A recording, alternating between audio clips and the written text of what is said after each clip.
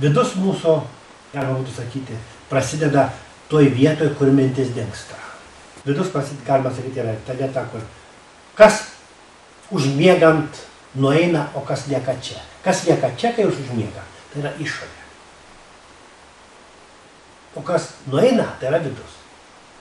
Dar gilesnis vidus yra, tai yra ta dalis, kuri ateina gimstant ir nueina mirštant.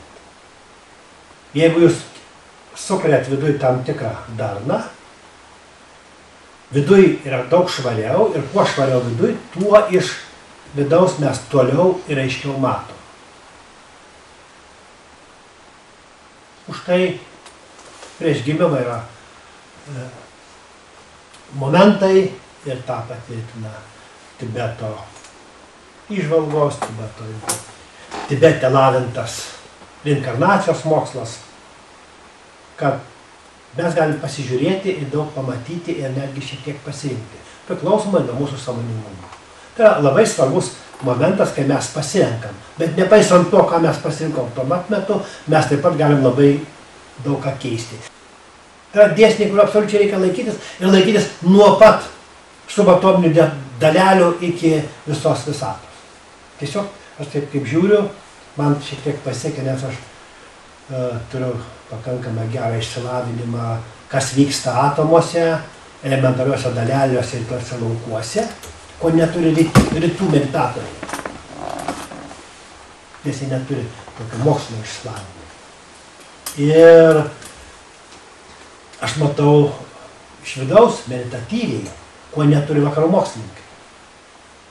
Tai mano sąlygos yra geras matyti ir taikyti. Viduj būnant, neturėtų būti aplinkui minčių sluoksnių, įsivaizdavimo, todėl kad tai trukdo matyti. Jeigu prieš jūsų akis šmėkščioja daiktai, dulkės, rūkas, migla,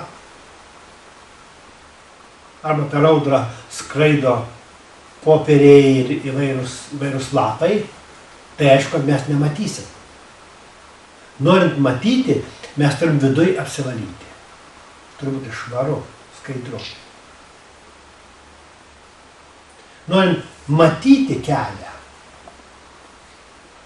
tiesiog pamatyti. Ir po to pamatyti, kaip pakeisti, viduj turi būti švaru. Antra, mes turi būti labai atsipalaidavę.